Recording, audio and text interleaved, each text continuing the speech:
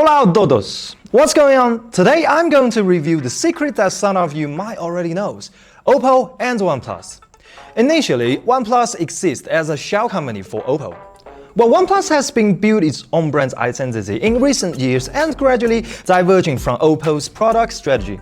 This brings us to today's topic, the OnePlus Buds 4 and Oppo Enco Free 4.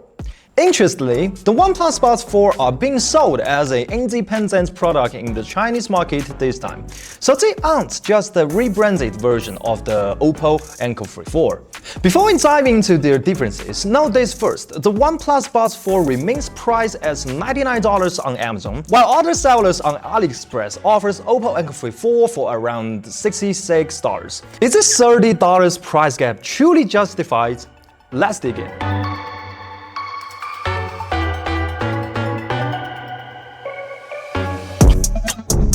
First, let's examine their appearance.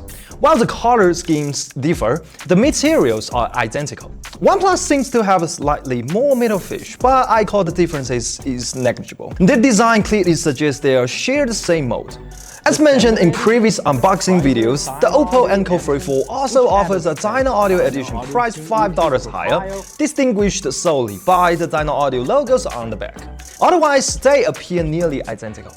The OnePlus Buds 4 earbuds themselves share the same material as their charging case, giving them a slightly more premium feel. As you can see, when wear and tear appears over time, the two-color option on the Oppo Enco Free 4 makes the scratches and markers more noticeable. Of course, the OnePlus Buds 4 also comes in a green variant. If any one of you are using the green version of the OnePlus Buds 4, feel free to leave a comment down below to share your experience. In terms of feet, both are quite comfortable and it can adapt to most ear shapes. However, based on my personal experience, their excellent sale makes them unsuitable for gym workouts or runnings, as they can easily cause the stethoscope effect during movement. But precisely because of this, both models delivers outstanding noise cancellation performance. If you do experience severe stethoscope effects, I found switching to a larger ear tips significantly improves the issue. Then come to the sound quality part. Since we have already compared Air 7 Pro, OnePlus Buds 4, Oppo Enco Free 4 is also kind of Oppo family of the same program family bucket.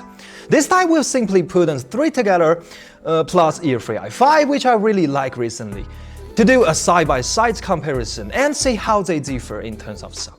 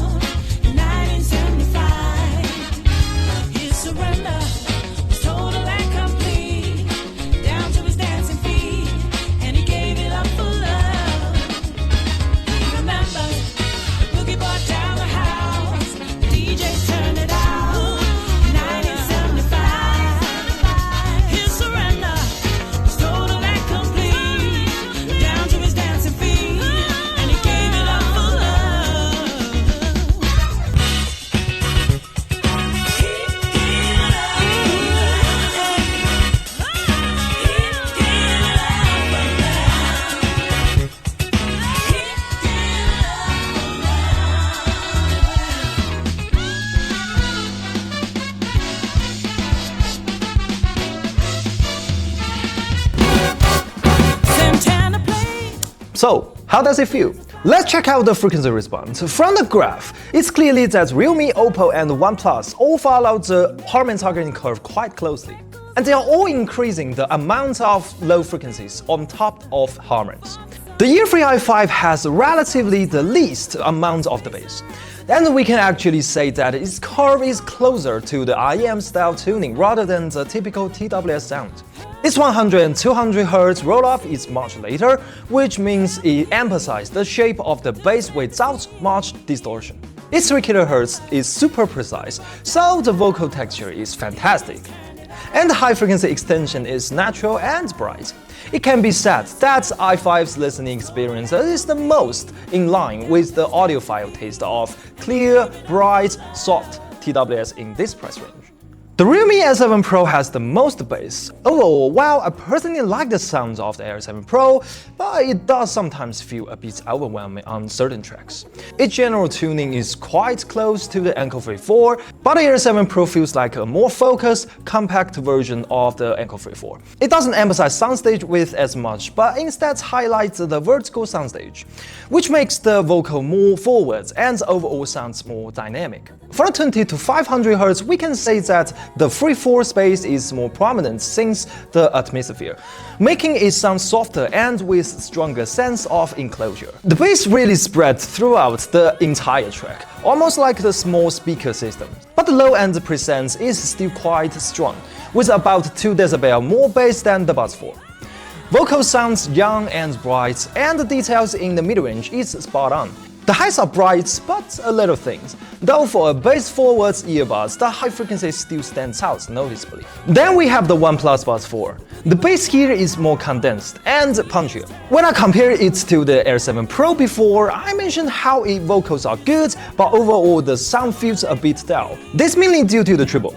Since the low end emphasizes more of the shape, the bass becomes a bit too present, and as a result, the treble feels like it was made of the Poo MIDI samples, lacking extension and emotion. Basically, if you only listen to the OnePlus Buds 4's default tuning, I wouldn't consider it pleasant. That explains how I've seen so many comments expressing dislike for the sound. If you already purchased the OnePlus Buds 4, I've provided 2 tuning solutions I found satisfying.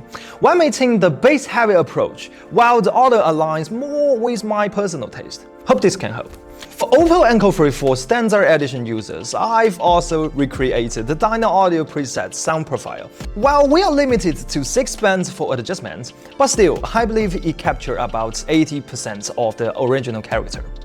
Of course, we can overlook their app.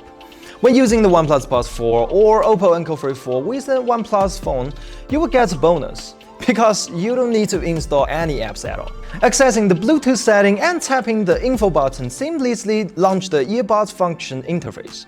And OnePlus still offers its signature bass wave technology, which is previously mentioned.